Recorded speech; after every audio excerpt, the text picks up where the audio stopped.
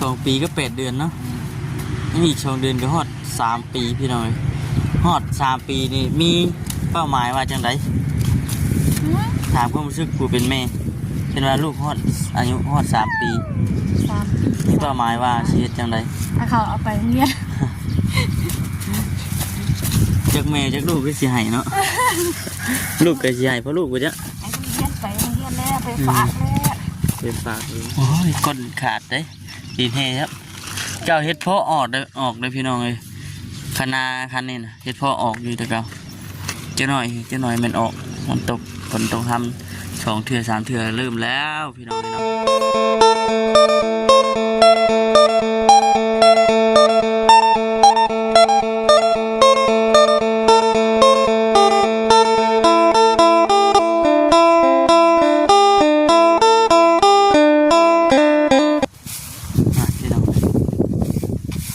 สบายดีเด้อพี่น้องเด้อเนาะสบายดีตอนนึงเลยเฮ็ดจังไดกินสบายดีป้าลุงโอ้จุ๊บเยอะสบายดีไปสบายดีโอ้ขี้ดื้อเถอะเด้ทำหัวเนี้ยนี่พักเกินหาคุกกิโลก่อนกินแรงกว่าฉันเนาะเฮ็ดได้กินไปเที่ยวกินปุ่นกิโลมันแม่นอยู่บ่นะโอ้ยเฮ้ยสบายดียัง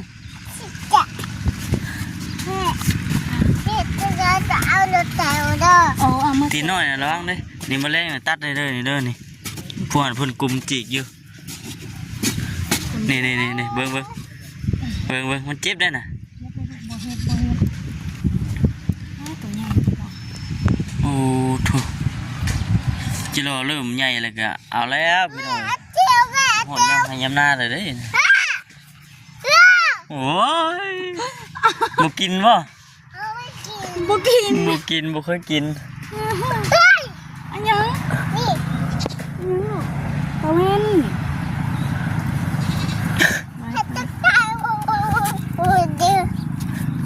บอกป้าลุงด้วยไป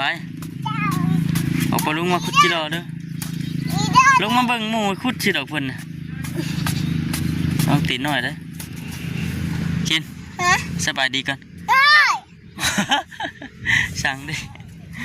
เดี๋ยวสิถ่ายบรรยากาศตอนเล่นก่อนดิถ้ามาข้ามกันถือเสียลงมากกันพี่น้องเลยว่าจะคุดอยู่หน้าดินทรายนี่ค่อยสบายดียังเยอะ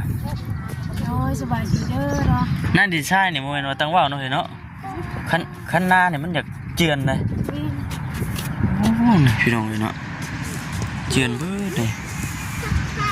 หน้าดินทรายนี่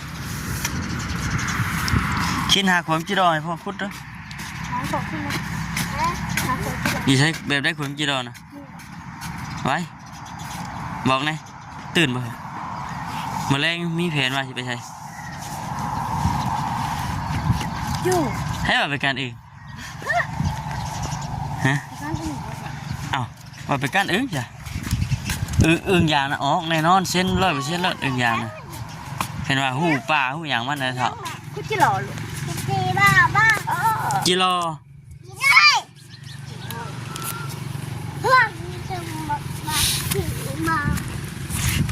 ขี้ดื้อเลยย่ำหน้าเลยพี่น้อยวู้น่ะเน้นไปทางใดกันฮะบางคนก็วานก้าวานบุ้งเลยก็มีบางคนก็เกียมแล้วนี่วานพายวานยังก็มีเนาะเนาะไม่เนาะวานพายวันยังก็มีเนาะ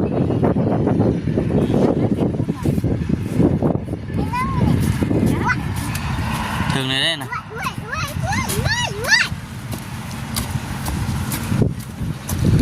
เพิ่นวานพายวานยังก็มีแล้วพี่น้องนะ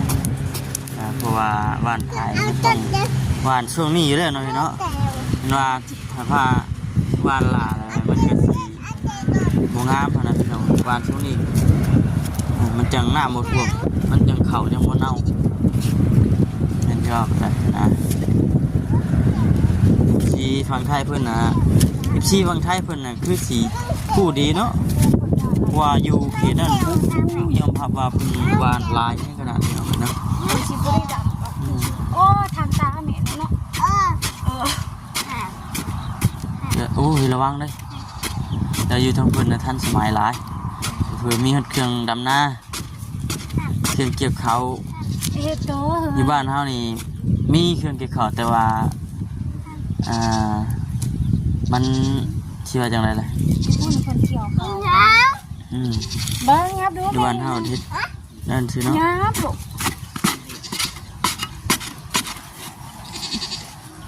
2 ตัวเพิ่นบ่เอาแม่คิดมาหาคุดอยู่นะเฮาก็ได้มาจับกล้องให้พ่อนะไปคิดเลยมาจับกล้องให้พ่อนะเอามาเป็นมือกล้องให้นี่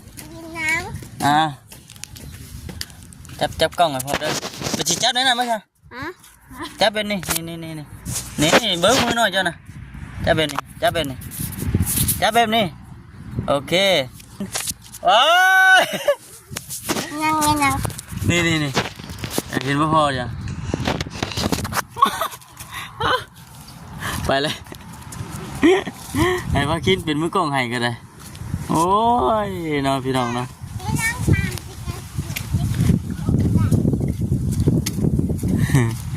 อีกจังหน่อยสิคุดซอยอินเพิ่นว่าให้พ่อคิดเป็นมือกล้องให้พี่นี่คือสิบ่รอดดอกพี่น้อง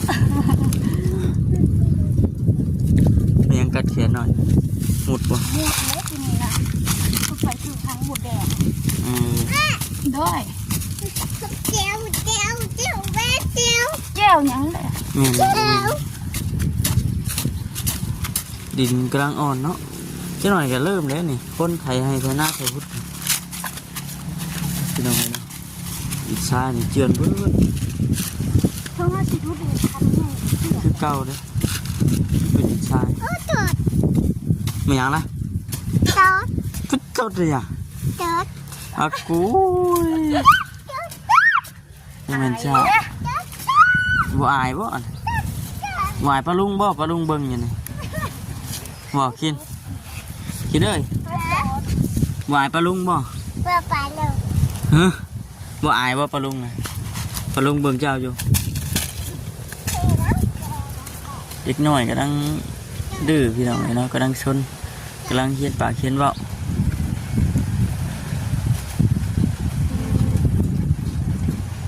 ห่าวพ่อแม่ไปทางใดกันไปน้ำเพิ่นลองแตนเนอะแตนฮุบพุดใช่ไหมมื้อนี้นะบ่ได้ไปทางใดเด้อพี่น้องมื้อนี้นะอยู่เฮือนเฮ็ดเวียกอยู่เฮือนว่าซั่นมื้อนี้อันเฮ็ดอันโต๊ะแน่แล้วก็บ่อนนั่งพร้อมนะพี่น้องเนาะแล้วก็สั้นบ่อนเฮาสิเอาเครื่องของวางพร้อมนะ3 อย่างมื้อนี้ถือว่าสำเร็จไปด้วยดีเมื่อวานนี่ฝนตกพี่น้องแต่ว่าบ่แห้งบ่ได้อยู่ทางบ้านบ่คันนะแต่ว่าไฟนี่ดับป๊าดเด้อเครื่องที่เฮาเซไว้นะจะพวกกระเล่มพวกไอติมละลายพี่น้องเนาะโอ้ยว่าซั่นสิเป็นจังใดเด้อพี่น้องเนาะมันดับตั้งแต่ตอนคืนวานจนฮอด9 โมงมื้อนี้พี่น้อง9 โมงเช้านะจังมานะว้าวว่าซั่นบ่ฮู้สิเป็นจังใดเด้อพี่น้องเด้อเนาะยังบ่ทันก่อโตยังบ่ทันจับอยู่กระเล่มไปมันละลายออกจากไม้เบิดนะช่วงบรรยากาศตอนแรกเช้าอินเลยไปทั้งพุ่นนะปะพูดทำนั่นลูกยันน่ะ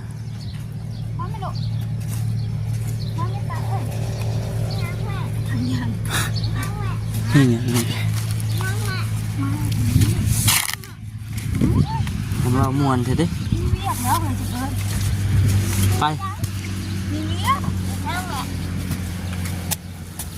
มีเรียกสิฮุอย่าบอกเลย น้ำได้นั่นเอ้ยน้ำได้น่ะ ป้าไม่น้ำนะป้าไม่ น้ำได้นี่ เอ้ยมันจะขูดค่ะ อืม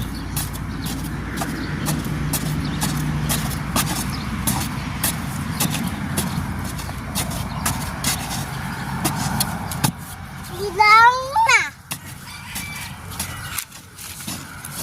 ป้าน้ำนะป้าโอ้ยกินเลยป้าแม่ ตัวมันดึกกระดึกเนาะยืนขึ้นเด้อ โอ้ ยืนขึ้นเด้อพระยืนเด้อดึกขึ้นเด้อ เฮ้ยเฮ้ย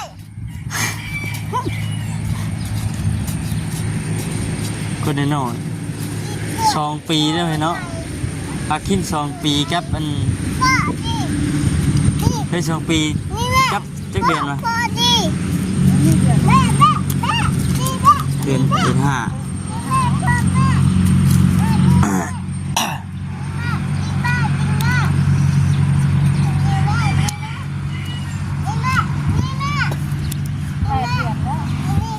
ะ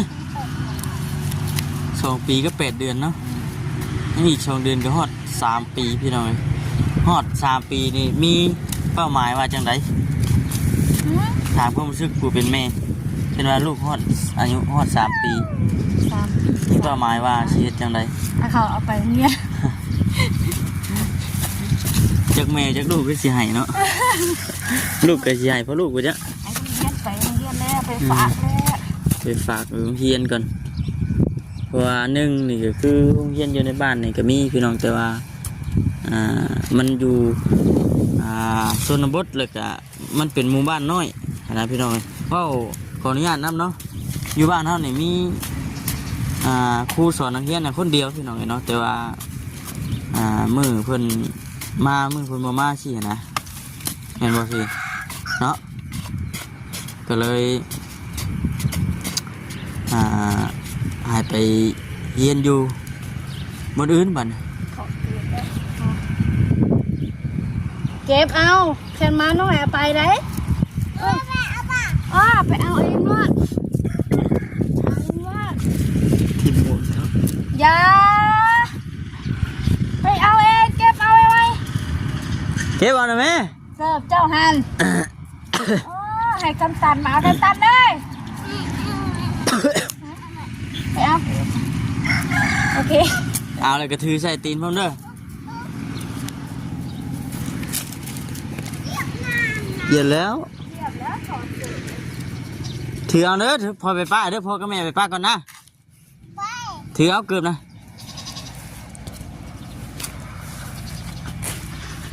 ถือเอากิ่งตัวนั้นกับพูนย่างไว้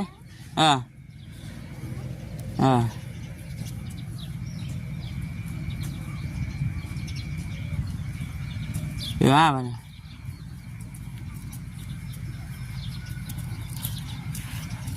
ไปแม่ใส่ให้เล่นผู้ได้ถือไปทั้งแม่ผู้ได้ถือเอาโอ้ยคนน้อยพี่ตัวดูอะไรพี่ดีจริงมา ขอไปให้ยันข้ามตันกันเด้อไปก่อนไปข้ามตันก่อน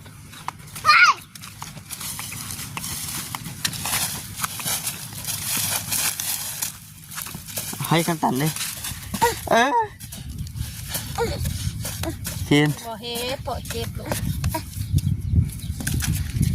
เอามาอาศัยเกิดอาศัยจริงนะฉันพอเอาไปให้เลย ให้ข้ามตันก่อนเด้อ อาศัยคือแม่นี่ฉันบอกแม่ก็ยังเกิดนะ นี่แหละพี่น้องเลยเนาะปุ่นมัวก็ลืมหลังไหลมาเนี่ยทางนี้ไปทางไหนแกเขียวสะอุ้มเลยพี่น้องเลยเนาะยามฝนนี่มันเกตโอ้เนาะช่วงหลังๆช่วงนี้ก็ช่วงเดือน4 เดือน5บัดใบไม้หล่นแนมไปทางไหนก็แดงจืดคืนอยู่ฉันไม่ยังนะเฮ้ย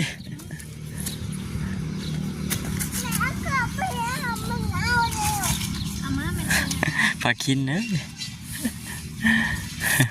เอาสิตกขนาดเลย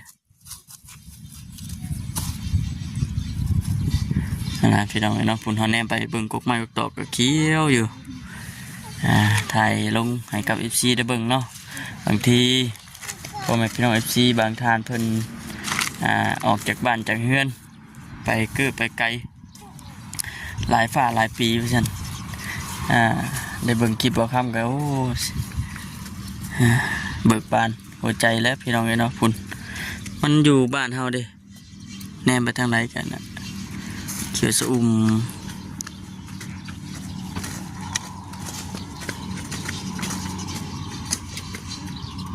อาศัยอันนี้เอาปีนได้เล่นน้ำเดือดยา